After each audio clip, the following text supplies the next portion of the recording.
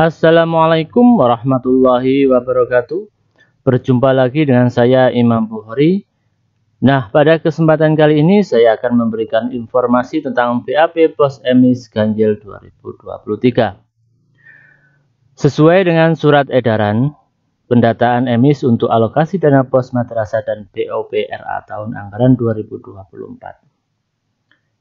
Menginformasikan bahwa pendataan emis yang dilakukan sebelum tanggal 30 September akan digunakan sebagai dasar perhitungan alokasi dana pos dan BOP RA tahun anggaran 2024. Jadi, BAP ini hanya akan bisa dilakukan dalam jangka waktu upload BAP 18 September sampai dengan 30 September 2023. Jadi teman-teman jangan sampai ketinggalan, jangan sampai tidak tahu informasi sehingga nanti bermasalah pada pengalokasian pos madrasah dan BOP-RA. Jadi mari kita ingatkan teman-teman kita semua bahwa jangka waktu upload BAP adalah 18 September sampai 30 September tahun 2023. Nah, bagaimanakah dan apakah yang harus kita lakukan ketika melakukan BAP emis dan langkah-langkah apakah yang harus kita lakukan sebelum melakukan BAP emis? Silakan simak video ini hingga tuntas. Nah, pertama-tama ketika kita membuka emis, nah, biasanya kalau kita belum update aplikasi akan muncul pemberitahuan atau bendera di bawah notifikasi.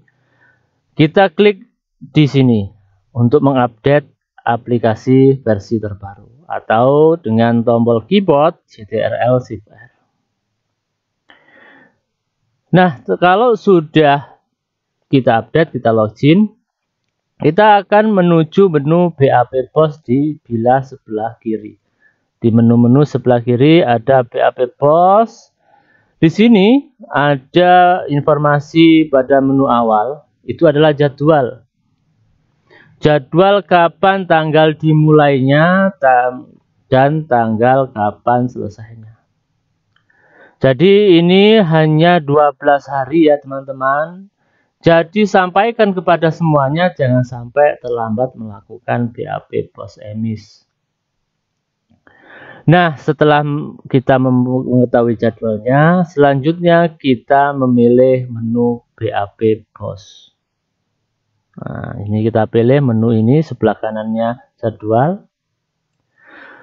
Selanjutnya yang perlu kita lakukan adalah memeriksa jumlah siswa. Nah, jadi teman-teman jangan terburu-buru melakukan BAP.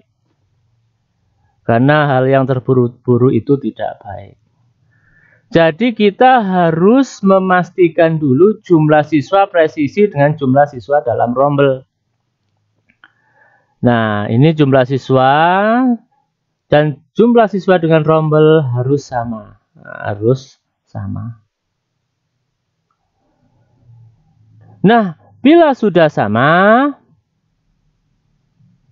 maka bisa berlanjut.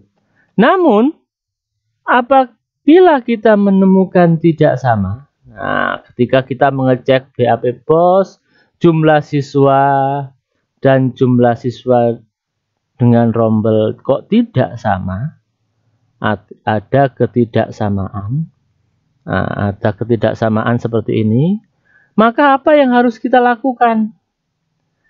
Nah, kalau kita menemukan ketidaksamaan, maka yang perlu kita lakukan adalah mengecek daftar siswa aktif. Pada daftar siswa aktif ini silakan dicek apakah ada siswa aktif tanpa rombel. Biasanya yang menyebabkan ini, ya, yang menyebabkan tidak sama ini adalah ini, yaitu ada siswa yang yang aktif tanpa rombel, alias siswanya belum dimasukkan rombel. Selanjutnya apa yang kita lakukan kalau ada seperti ini? Yang kita lakukan adalah yaitu segera input ke dalam rombelnya. Jadi kalau kita menemukan siswa aktif tanpa rombel, silakan input ke dalam rombel. Nah, silakan masukkan ke dalam rombel sesuai dengan kelas siswa tersebut. Nah, perlu dipastikan pergantian atau inputting atau editing siswa yang masuk ke dalam rombel itu adalah terupdate pada pukul 8, 10, 12, 14, 16, dan 00. Namun apabila kita sudah menginput ke dalam rombel dan menunggu 1 kali 24 jam kok belum terupdate, ini masih tidak sama, maka kita perlu melakukan updating secara manual dengan mengeklik refresh data. Agar data yang kita lakukan perubahan yang siswa yang sudah kita masukkan rombel itu terupdate. Nah, jadi seperti itu ya teman-teman. Nah, kalau datanya sudah sama, nah di sini total di dalam total siswa dan total di dalam rombel sudah sama, maka kita bisa melakukan cetak BAP. Ini cetak BAP, tombolnya di bawah ini. Nah, ingat, BAP BOS ini bisa dicetak apabila lembaga belum melakukan upload BAP BOS. Nah, jadi sebelum diupload itu diperiksa betul-betul datanya itu sudah sama dengan realita di lapangan atau belum. Silakan koordinasi dengan kepala madrasah. Silakan koordinasi dengan wali kelas. Apakah jumlah siswa yang di dalam BAP itu sudah sesuai? Karena apa? Karena nanti kalau kita sudah mengupload BAP ini, kita sudah tidak bisa melakukan pembenahan dan tidak bisa melakukan cetak BAP ulang. Nah, bila belum dicetak, maka tombol upload ini, tombol upload ini belum aktif. Nah, tombol uploadnya belum aktif ini ya. Maaf, ini warnanya ke bawah. Di sini belum aktif.